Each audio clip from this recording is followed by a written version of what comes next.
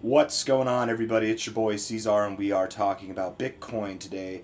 It is the 22nd day of March. Here we are sitting at about $68.7 thousand with roughly 10 hours left in the day. Hit that like button, subscribe. Thank you all for being here, and let's get into it. Yes, I am sick. If you can't hear it in my voice, then maybe it's not that noticeable, but I think it sounds pretty noticeable at this point. Higher lows throughout this whole range. There's a bunch of people who are freaking out, and I think they're going to have a lot more reasons to freak out here in a few days, but we'll see. People are freaking out, drawing this trend line, saying we've broken through the trend line, we're going to go down. I don't think that's the trend line that matters, and I think we're cherry picking there. I think the trend line that matters is this one, and this one doesn't even really matter. But it does have, in my opinion, much more significance than the trend line that we just broke. And I would not be surprised in the least if Bitcoin was on a path that takes us just below this trend line. Now, I've been saying that for the past few days. Yesterday, I took the stance that we might see a little bit of a retracement first before going down. But whatever, here we are. It is the weekend. The weekend is notorious for false price action. Let me show you. Hold on real quick, hold on. Okay. We look here. This is Friday, right? Friday. You see Friday? Friday. Right down here. It says Friday right there. That's where Friday closed. Saturday, we came all the way down. But then Sunday, we actually closed right back where we were on Friday. We're going to move this line to the next Friday. Okay? There's Thursday, there's Friday. Saturday, we moved up. Sunday, we even started the day moving up higher. You might have thought we were breaking out over the weekend.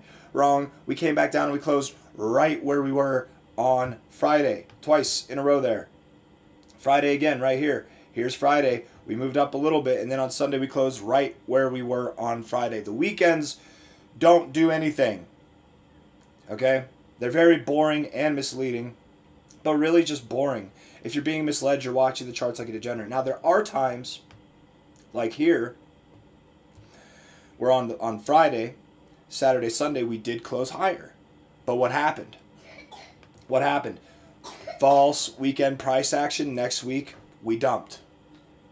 That's what happened. So, if here, Friday, we're dumping over the weekend, maybe we see a little bit of an exuberant move like we did on this Friday. Friday, Saturday, Sunday, Monday, Tuesday. Maybe we do continue this dump into Tuesday or Monday or Wednesday or whatever. But that likely implies we will move back up because there will be a CME gap left here around this $70,500 level. 1 second, guys. Oh, man.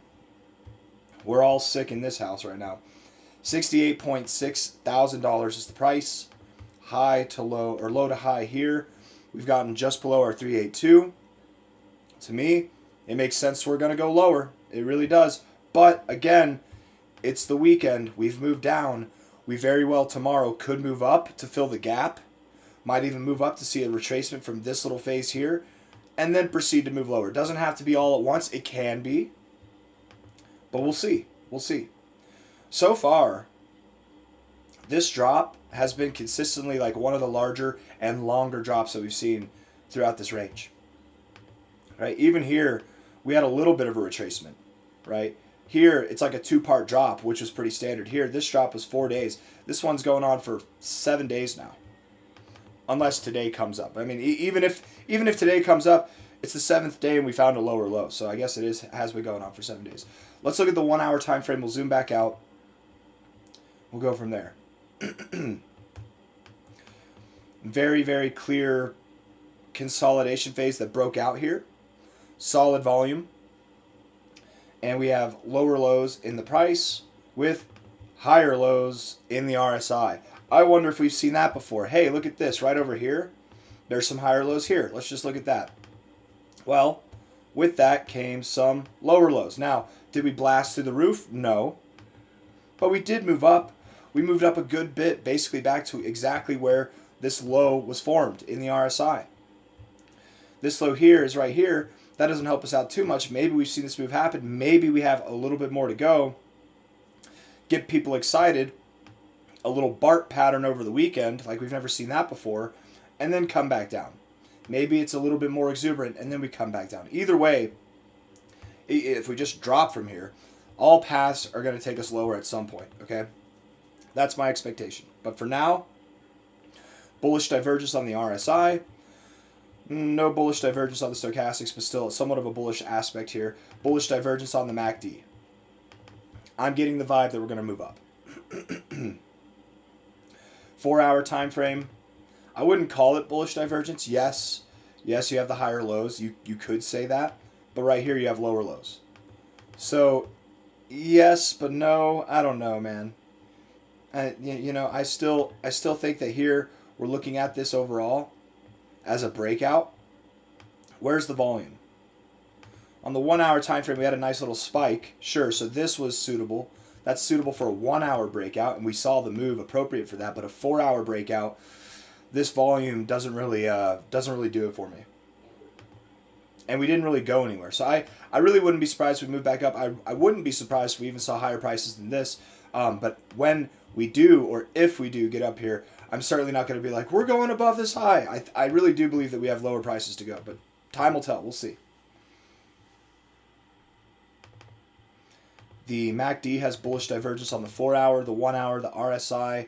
We can call it bullish divergence, but I don't know. I don't know how to feel about it. Stochastics are at the same point that they are typically when we find a low. That's another thing. The RSI, every single time that we've been around this area here, the same area that we're at now, right? Every single time we're in this oversold area, it's a relative low. Did we go lower? Sure, a little bit, but we went higher. We broke out of this trend. People got really excited until they found out it was a lower high, and then we moved lower. Here, same thing, right? Moved up, then moved down. Here, right at the low, boom. Low area. Did we go lower? Yes, by a little bit. Low area. Did we go lower? Yes, by a little bit, right? But the move is probably going to come to the upside here. If we were to move lower, I think we would have done so already. But it's also the weekend, which is prone to false price action. That's the main idea here that we're addressing. Daily time frame. Let's stick on the 4-hour real quick, okay? Because on the 4-hour, a lot of the degens are probably paying attention to this trend line. Look at how more or less well respected it is. It is somewhat respected, right? There is some regard to this. And it's very common, once you break these trend lines, that that's the point at which you turn around. It's very, very common that that's what we see. Just like here, we had a double top. We broke through that. That was the top, right? Here we've got, whoops. Here we've got this. We held this trend line. We actually held that appropriately. Let's see. Let's draw this real quick. Might not have even actually touched the trend line, technically. You know what I mean? We didn't even get near it there. Maybe in this context, you know, we could see this trend line. Nope, we held that one too. Whatever. It's not a good example because we actually held those trend lines. Here, as soon as you broke through this trend line here, that's where you broke, or that's where the top was, as soon as you broke through it. There are plenty of times when you, why does it keep doing this? I need to get rid of this. There are plenty of times where you break through a trend line and it does cascade into lower things. But the difference here, right, with this trend line is not only did we not find support, not only was this not a turnaround point, but we back tested it for resistance. There were signs beforehand and we broke down. Anyways, daily time frame. The daily RSI rejected the overbought zone. The daily RSI is, right now, breaking out of this trend line. Now, trend lines, in my opinion, these like diagonal lines, they don't matter, really. They really don't matter that much. They matter to some people, but I don't think they matter at all. And to me, they really don't matter. Who cares? What matters is higher lows, higher highs, which we still technically have.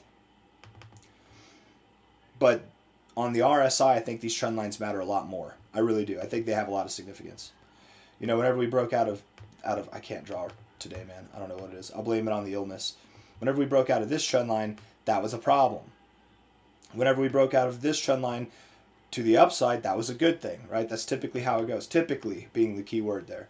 So I do think we'll reset ourselves down in the oversold area, maybe at the 40. Maybe it's just a little bit more of a drop, but nevertheless, I do expect there is lower prices to come. We might see a little upside volatility first, but I do believe there will be lower prices to come.